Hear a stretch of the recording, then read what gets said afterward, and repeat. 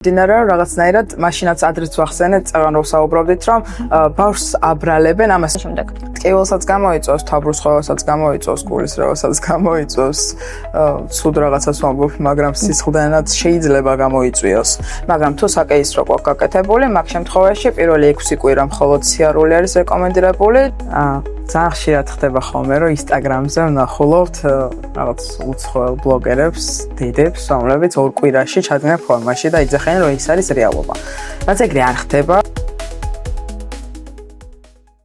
მოგესალმებათ დედების პოდკასტი. დღეს ჩვენი მე-11 გადაცემა არის. გადაცემის სპონსორი არის მილიმპარასი. დაელოდეთ ჩვენს გადაცემას, უყურეთ ბოლომდე და ჩვენ აუცილებლად გაგიზიარებთ მილიმპარასის 30%-იან პრომოკოდს, რომლის გამოყენებაც ნატურლენდ შოპზე შეგეძლებათ. ჩვენი დღევანდელი გადაცემის თემა არის ჯანსაღი კვება ორსულობამდე და ორსულობის შემდეგ. რა არის ყველაზე გავრცელებული შეცდომა, რასაც ორსულები აუშვებენ კვებისას და ჯანსაღ ცხოვრებაზე ზრუნვისას?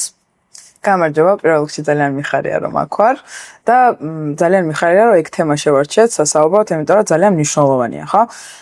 პირველი და ყველაზე მთავარი შეცდომა, რასაც უშვებენ ორსულები ორსულობის პერიოდში არის ის, როდესაც ზედმეტად ბევრს ფიქრობენ იმაზე, თუ როგორ უნდა იყვებონ და რატო უნდა იყვებონ ასე, ხო? ორი მითი არის ხოლმე. ერთი მომენტი არის, როდესაც ძალიან ბევრს ჭამენ, იმიტომ რომ ორმაგად ბავშვისთვისაც იღებენ საკვებს და ეგ მოდის რეალურად ჩვენი წინათაობიდან, რომელიც გვეუბნება რომ ჭამე, იმიტომ რომ ბავშვს რამე არ მოაკლდეს. მეორე კატეგორია არის, რომელსაც პირიქით ეშინია ხოლმე რომ წონაში არ მოიმატოს და მაგის გამო საკმარის არ ჭამს. რეალურად ეს ორი პრობლემა არის ხოლმე, რაც დგას ამ დღესდღეობით ჩვენს შემთხვევაში. კეთენა რა გითხარით, აი შეიძლება თუ არა ესე ვთქვათ კაცრად და შერჩეულმა რაციონმა რაღაც ზიანი მოგვიტანოს. ყველაზე მნიშვნელოვანი არის ბალანსი. თუ ორსულობის პერიოდშიც და თუნდაც არაორსულობის პერიოდშიც ბალანს არ დავიცვავთ, რა თქმა უნდა, ჯანმრთელობისთვის ძალიან სახიფათო იქნება ეგ ყველაფერი. ორსულობის დროს ძალიან მნიშვნელოვანია, განსაკუთრებით მაგ დროს ძალიან მნიშვნელოვანია, რომ ჩვენს რაციონში იყოს როგორც ცილა, ისე ცხიმი, ასევე ნახშირწყალი და ბოჭკო. ანუ, უნდა ვჭამოთ ბევრი ხილი, ბოსტნეული და ეს ყველა პროდუქტი არა მაკრონუტრიენტები, რომელიც ჩამოთვალე, ხო? რეალურად ეგ არის, თუ მაგას ყველაფერს გავყვებით სწორად, მაგ შემთხვევაში არანაირი რისკი არ არსებობს, ჩვენგან გამომდინარე რისკი არ არსებობს, რომ რამე პრობლემა შეიქმნას. მაგრამ თუ რაღაცას დავაკლებთ და ასე შემდეგ, რა თქმა უნდა, ეს შემდეგ უკვე გართულებებს გამოიწვევს. შენი აზრით, ქართული საზოგადოება რისკენ უფრო არის გადახრილი, ანუ ზედმეტი ჭამისკენ თუ პირიქით ზედმეტი კონტროლისკენ, ესე ვთქვათ? ახლა ტენდენციაში შემოვიდა რომ ზედმეტი კონტროლისკენ, მაგრამ ზოგადად თაობებიდან მოყოლებული და ქართველობიდან გამომდინარე ზედმეტი ჭამისკენ. როგორც ვახსენე, ჩვენი წინაპრები, მშობლები, ბებიები, დედები სულ იმას გვიმეორებენ ხოლმე, რომ ჭამე, ბევრი უნდა ჭამო, რაღაცა ოდნავ დაიკლებ 1 კილოს და ეგრევე გეუბნებიან რომ რაღაცა არ მომწოხარ, უკვე ფერზე აღარ ხარ და ასე შემდეგ, ამიტომ რა თქმა უნდა უფრო ჭამისკენ. და ეგეც გამოწვეულია უბრალოდ წინა პერიოდიდან გამომდინარე. მიშვება და დისციპლინა. ანუ ზოგადად მეცნიერება რას ურჩევს რეალურად დედებს? რეალურად მეცნიერების რჩევა არის სწორედ ის, რომ იყოს ბალანსში ყველაფერი. არ შეიძლება არც მიშვება და მიშვებაში იგულისხმება ის, რომ პირობითად ორსულობის დროს თუ ვიმატებთ 10-15 კილოს და ეს ნორმა არის, მიშვება ნიშნავს, რომ 20-25 კილო მოვიმატოთ, რასაც რეალურად საბოლოო ჯამში აბრალებენ ხოლმე ბავშვს, რომ აი ბავშვიდან გამომდინარე ხდება ეს ყველაფერი. და მეცნიერება გვეუბნება, რომ ჩვენ უნდა ვიყოთ ბალანსში, უნდა დავაბალანსოთ კვებაც და ფიზიკური აქტივობაც მათ შორის. რეალურად პირველ ტრიმესტრში საერთოდ არ ჭირდება მშობელს იმაზე მეტი ჭამა ვიდრე ჭამდა.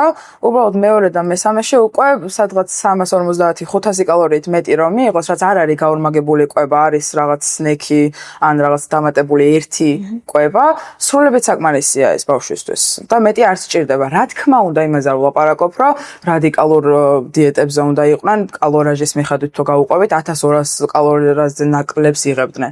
ეგ არ შეიძლება. უნდა იყოს დაახლოებით 1800-2000 ან ცოტა მეტი, ნუ გააჩნია ადამიანს, გააჩნია აქტიურობას და ასე შემდეგ, მაგრამ რაღაც რადიკალური დიეტები, რასაც გვაწვდიან ხოლმე 1200 კალორიას და 1000 კალორიას, ეგ რა თქმა უნდა რომ არ შეიძლება და მეცნიერება ზუსტად მაგას ამბობს, რომ უბრალოდ გააგრძელეთ ისე ცხოვრება, როგორც აქამდე ცხოვრობდით, იყვებით ბალანსით და იყავით ჯანსაღი ცხოვრების წესის მიმდევარი. აი რა არის ყველაზე რთული ორსულობისას, მაგალითად, აი რომელი კვებითი რეკომენდაციის დაცვა უფრო უჭირთ ორსულებს? ხშირად ხდება ხოლმე, რომ უნდებათ ტკბილი, უნდებათ ფასტფუდი და ასე შემდეგ. ხო, ყველაზე რთული არის, რომ ეს რაღაც შინაგანი სურვილები, რაც ორსულობის პერიოდში გაქვს, დაიკმაყოფილო ისე, რომ რეალურად რაღაცა ცუდი არ მიიღო ორგანიზმისთვის. ბავშვზეც აღარ მაქვს აქ საუბარი, არაჯანსაღი ყვება ისედაც ყველასთვის ცუდია, ხო? რეალურად ეგ არის ყველაზე დიდი გამოწვევა, რასაც ორსულებს აქვთ ხოლმე, რაც ორსულებს აქვთ ხოლმე, იქიდან გამომდინარე, რომ რაღაცნაირად მაშინაც ადრეც ვახსენეთ, წეგან რო საუბრობდით, რომ ბავშვს აბრალებენ, ამას ცუდი გაგებით არ ვიძახი, უბრალოდ რაღაც თავის თავს რო ვერთოკავენ ხოლმე, იძახიან, რომ აი ახლა მინდა და всё. მანდ არის რომ უნდა გააკონტროლო მაქსიმალურად ჩენი თავი და მან ხდება ხოლმე პროცენტული გადანაწილება, ესე რომ რაღაც 80% უნდა ეცადო, რომ ჯანსაღად იყვებო, სწორად იყვებო, ის 20% რა თქმა უნდა შეგიძლია რაღაცეები წაისუსნაო, რაღაცეები ისეთი ჭამა, მაგრამ თავარია რომ ბალანსში იყოს სრულად. მადლობა. ჩვენი შემდეგ თემაზე გადავალთ. ჩვენი შემდეგი თემა არის ყვება ორსულობისას. კონკრეტულად როგორ ყვებაზე შეგიძლია რეკომენდაცია გასა, როგორი ყვებით უნდა დაიწყოს ორსულმა ის ორსულობის პერიოდი, თუნდაც საწყისი პერიოდი. თავიდან როგორც თქვი, არ არის აუცილებელი, რომ რამე დამატებითი კალორაჟი მივიღოთ, ან რაღაც განსაკუთრებულად შევცვალოთ. მთავარი არის, რომ ჩვენს თევზზე მუდამ იდოს ცილა, ნახშირწყალი, ცხიმი და ბოსტნეული. ბოსტნეული რაც შეიძლება მეტი უნდა მივიღოთ, იქიდან გამომდინარე, რომ ვიტამინები მივიღოთ მეტი, მაგრამ მანდაც არის ხოლმე შეცდომა ძალიან ხშირად და ფიქრობენ, რომ თუ საჭმელს ბევრ შეჭამ და ბევრ ბოსტნეულს მივიღებ, ყველა ვიტამინს შევივსებ და დანამატები მეს არ დამჭირდება. რა თქმა უნდა, ეს ყველაფერი ექიმთან უნდა გაიარონ კონსულტაცია, ანალიზები უნდა აიღონ და შემოწმონ, მაგრამ ძალიან ხშირად ხდება ხოლმე რკინის დეფიციტი და ვიტამინის დეფიციტი, რასაც მხოლოდ ყვებით ვერ შეუწყობ ხელს, მით უმეტეს, როდესაც უკვე ორგანიზმში სხვა ადამიანი გყავს და კიდევ მასაც ყვებავ შენთან ერთად, ხო? აქედან გამომდინარე, რეალურად ეს არის მიდგომა. როგორც ვიძახი, არაფერი განსხვავებული, უბრალოდ უნდა დავაკვირდეთ კარგად, რა ვსჭამთ და რამდენ ვსჭამთ, ხო? უნდა მივიღოთ იმაზე ცოტა მეტი ბოსტნეული, ვიდრე ჩვეულებრივ მდგომარეობაში მივიღებდით. ცილები უნდა მივიღოთ, რაც თავიდან საკმაოდ რთული არის, იმიტომ რომ ორგანიზმი კარგად ვერ გუობს ხოლმე ამ საჭმელს და მაშინ უნდებათ ხოლმე ზუსტად არასწორი პროდუქტის მიღება, აი პურის და ეგეთ რაღაცებს გულისხმობ. აი რაციონში შეგვიძლია ჩავრთოთ თუ არა შვრია ამ შემთხვევაში. კი, შვრია არის ერთ-ერთი ყველაზე კარგი ნახშირწყალი, რომელიც შეგვიძლია რომ ჩვეულებრივად მივიღოთ, არანაირად რისკის ფაქტორს არ წარმოადგენს და დაბალანსებულ ყვებაში თუნდაც საუზმის დროს არის იდეალური გამოსავალი, რომელიც არ იწვევს არანაირ პრობლემას. გულისხმობ, როდესაც პირველ იმაში პრობლემა არის ხოლმე ხშირად საჭმელს რო იღებენ, მერე სხვადასხვა შეგრძნებები უჩნდებათ ხოლმე და ეგ არანაირ პრობლემას არ წარმოადგენს, პირიქით ბევრად უფრო დააბალანსებს მაგ ნაწილს. ანუ მისი მიღება ორსულობის პირველ პერიოდში შეგვიძლია და შემდეგაც შეგვიძლია თავისუფლად ჩვეულებრივი ნახშირწყალია, რომელსაც არავინ არასდროს არ ვერიდებით. შვრიასთან ერთად ძალიან დიდ რეკომენდაციას გავუწევდი ფეტვს, იმიტომ რომ კვლევებით არის დადასტურებული, რომ მშობლები, რომლებიც ფეტვით იკვებებიან, შემდეგ ბავშვი ბევრად უფრო გონიერი იბადება, ვიდრე მანამდე და ასევე ლაქტაციის პერიოდში ბევრად უფრო ნოყიერი გამოდის, ასე ვთქვათ, რძე, ვიდრე ისე იქნებოდა და აქედან გამომდინარე ფეტვსა ჩემი დიდი რეკომენდაცია. რა არის და რომელი პროდუქტებია ორსულობის პერიოდში ყველაზე საშიში, ესე ვთქვათ, ოღონდ აი არა მითები, უფრო ფაქტებით რა გითხრა.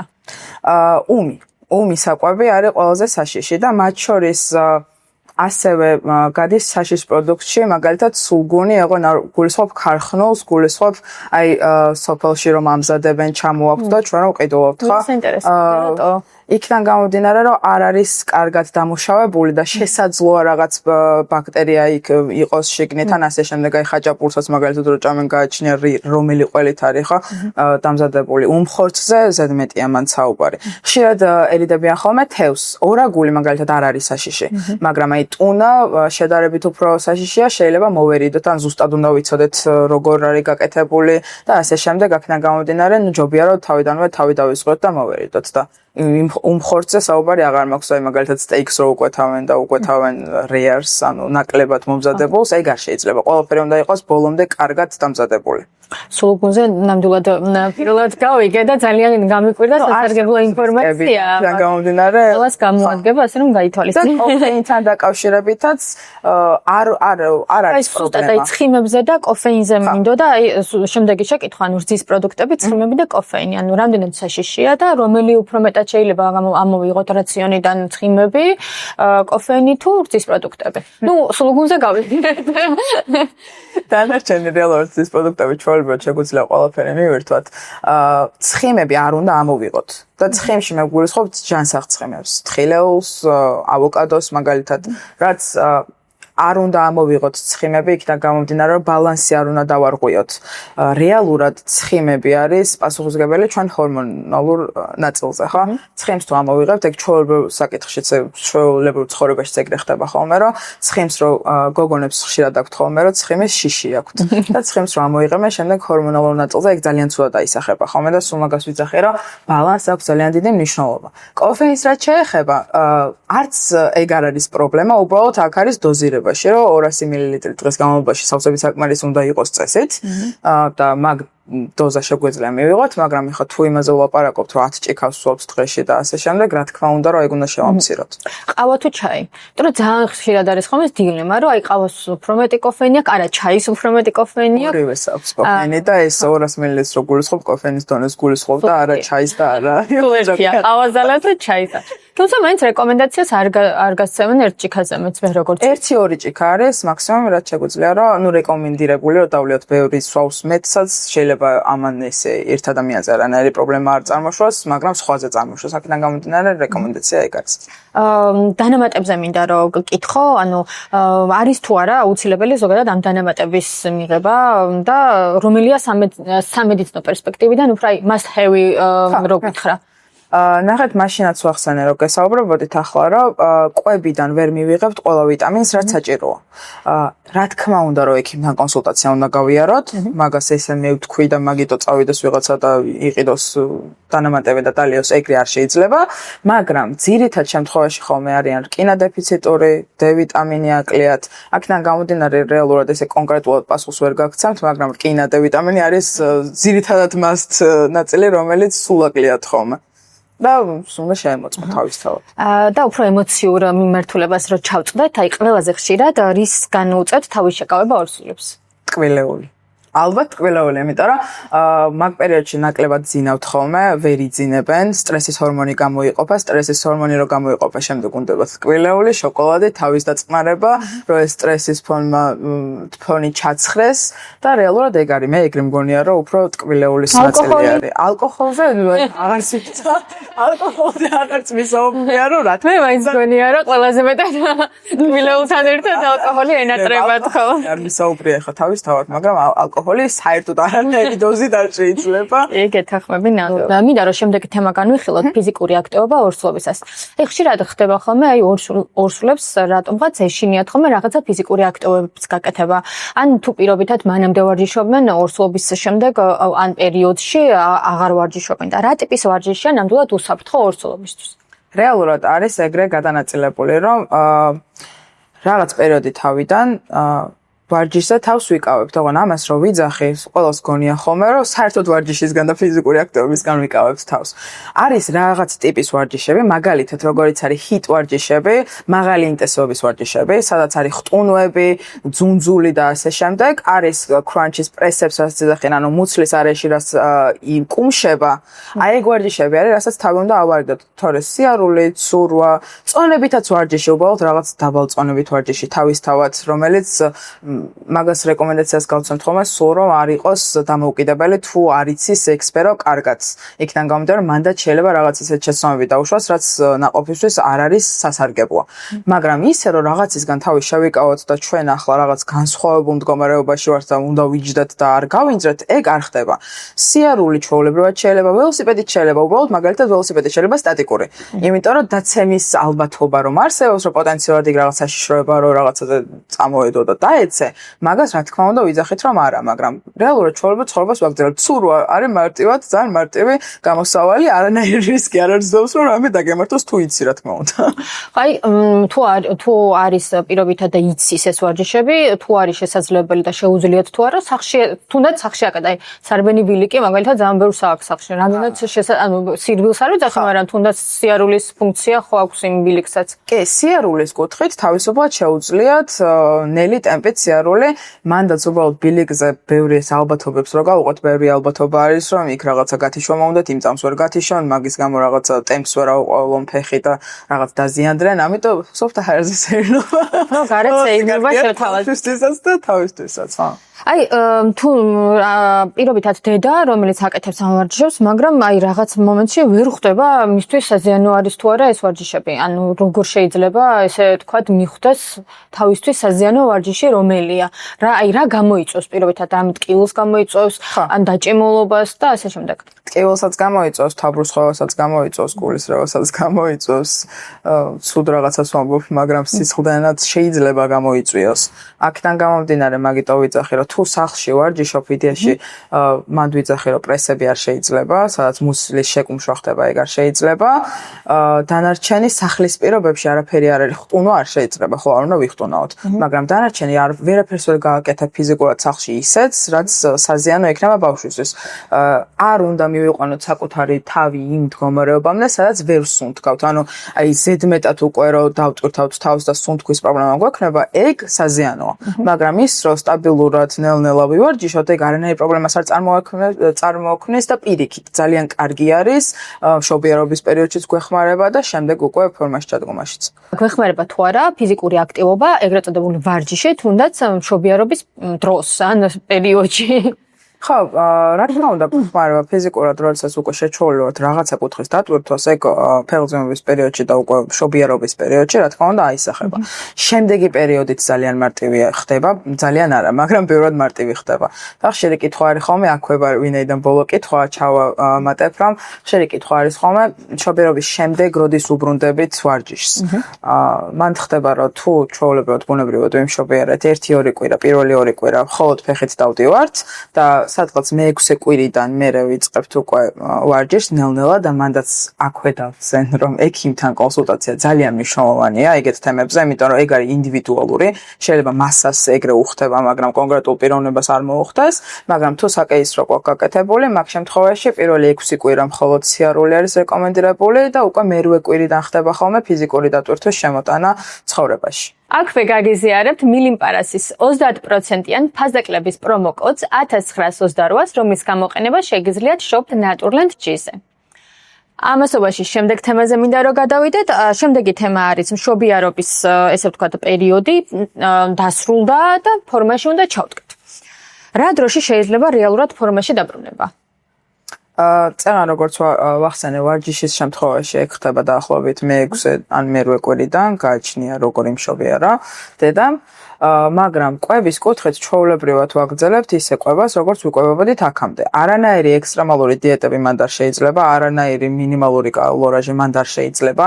ისედაც თუ მაგალითად ბუნებრივ კვებაზე ყავს დედას ბავშვი, სადღაც 1 კილოს თვეში ისედაც დაიკლებს, იმიტომ რომ 500 კალორიაზე მეტი იწვება ხოლმე მაგ პერიოდში, 500 კალორია დაახლოებით, მაგრამ ეს არ ნიშნავს იმას, რომ ეგ პროცესი უნდა დავივიწყოთ საერთოდ, რომ ფორმაში ჩადგომა გვინდა.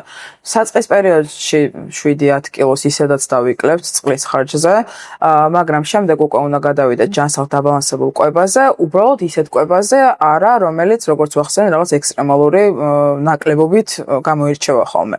დაბალანსებულად უნდა ვიკვებოთ მანდაც და მანდ მივხვდებით ძალიან მარტივად კვების დროს ჩვენ წონაზე ეს კვება კონკრეტული მიმართულებით გვიხდება თუ არ გვიხდება.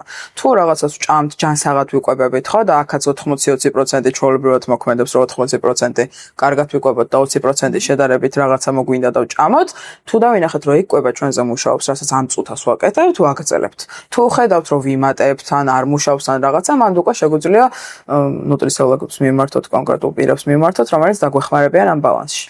აი, როდის შეუძლია მაგალითად მშობიარობის შემდგომ ვარჯიშის დაწყება და რა არის პირველი 3 ნაბიჯი? ხო, როგორც ვახსენე, პირველი 2 კვირა არის სიარული, შემდეგ უკვე არის ნელ-ნელა ვარჯიშები. ფიზიკური აქტივობა მაგიტო არის კარგი ორსულობის პერიოდშიც, რომ ბევრად უფრო მარტივია მშობიარობის შემდეგ. ნუ გააჩნია როგორი მშობიარა მშობელმაც მაგაზე არის უკვე პერიოდები დამოკიდებული. და კვებას რაც შეეხება? კვებაც ანალოგიურად ჩვეულებრივად ვიმშობიარებთ თუ არა, მეორე დღესვე შეგვიძლია ჩვეულებრივი კვება დავიწყოთ და უბრალოდ რაც ვახსენე, არა ექსტრემალური დიეტები, არამედ უბრალოდ დაბალანსებული კვება. ანუ სტრესი, ჰორმონები და რატომ არ შეიძლება შევადაროთ პირობითად ორსულობის შემდგომ პერიოდში თავის ხვებს? ძალიან ხშირად ხდება ხოლმე, რომ Instagram-ზე ვნახულობთ რაღაც უცხოელ ბლოგერებს, დიდებს, რომლებიც ორ კვირაში ჩადგნენ ფორმაში და იძახიან, რომ ეს არის რეალობა. რაც ეგრე არ ხდება, მანდ არის ძალიან ბევრი შეცდომა დაშვებული, არის Photoshop-ი პირველ რიგში გამოყენებული ხშირ შემთხვევაში. ჩვენ არასდროს არ უნდა შევედაროთ სხვას, იმიტომ რომ შეიძლება ჩემი მეტაბოლიზმი განსხვავდებოდეს შენი მეტაბოლიზმისგან, ჩემი მოთმინების უნარი განსხვავდებოდეს შენი მოთმინების უნარისგან და რაც უფრო დავისტრესავთ თავს, რეალურად თუ ფორმაში ჩადგომა გვინდა, ეს სტრესი უფრო მეტ ზეგავლენას მოახდენს ჩვენს ორგანიზმზე, ვიდრე ის რომ უბრალოდ დავაცადოთ პროცესებს, იმიტომ რომ რეალურად რა მოხდა ხო? 9 თვე ვატარეთ ადამიანი მუცლით და შემდეგ შევძინათ სიცოცხლე.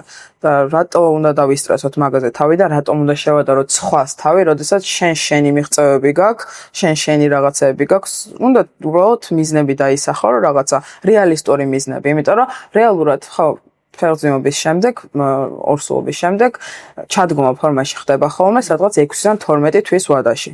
საშუალოდ, ეგეც განსხვავდება რა თქმა უნდა, მაგრამ კი დიდი პერიოდი 1 წელი ან 9 წელი შეიძლება მოუნდა მაგას, მაგრამ ნიშნავენია რომ სწორად ჩადგე ფორმაში და არა შენი თავი დააზიანო და თუ ბავშვსაც ყვება, ბავშვიც დააზიანო. რჩევა დედიკოებს, რომელსაც აი თავიანთი სხეული არ მოსწონთ და სწრაფადაც უნდათ ფორმაში ჩადგომა და აი რა რჩევას მისცემდი მათ? In the process. იმიტომ რომ ეს პროცესი არის ის, რაც მიგიყვანს საბოლოოდ იმ წერტილამდე, რაც შენ გინდა და როგორც თქვი, წეღან არ შეადაროთ თავის სხვებს, იმიტომ რომ თქვენი პროგრესი გაგაჩნიათ, თქვენი ფსიქოლოგიური მდგომარეობა გაგაჩნიათ და რაც არის სრულიად ინდივიდუალური, დამოუკიდებელი და დააფასეთ თავი მხოლოდ იმის გამო, რომ შეძელით და არსება მოავლინეთ ამ ქვეყანას. შემდეგ თემაზე მინდა რომ გადავიდე და ჩვენი შემდეგი თემა არის ესეთი, აი დედის ფსიქოლოგია და თვითზრუნვა, ესე ვთქვას, მხარდაჭერა.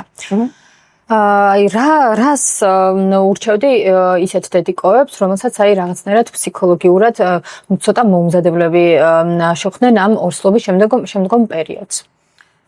რეალურად მაგ დროს, როდესაც უკვე ორსულობამ ჩაიარა, ასე ვთქვათ, ძალიან მნიშვნელოვანია, რომ კარგად გვეძინოს და ძალიან რთულია, რომ კარგად გვეძინოს, იმიტომ რომ რა თქმა უნდა, არიან ბავშვები, რომლებსაც ისედაც კარგად ძინავთ და ეგ პრობლემას შობილს არ უქმნის, მაგრამ ძირითად შემთხვევაში ბავშვი ღამე იღვიძებს და 3-4 საათი ძინავთ ხოლმე, რეალურად ეგ რამენაირად უნდა დავაბალანსოთ იმ კუთხით, რომ ბავშვს როცა დაიძინებს, ჩვენც უნდა დავიძინოთ მაგ პერიოდში, რადგან არ გამოიყოს სტრესის ჰორმონი და უფრო შფოთვები არ დაგვეწყოს, უფრო პრობლემური არ გახდეს ჩვენთვის ეს პერიოდი და ძალიან ხშირად ხდება ხოლმე, უფრო ახალ პერიოდში ხდება ხოლმე, რომ დახმარებაზე იძახიან უარს.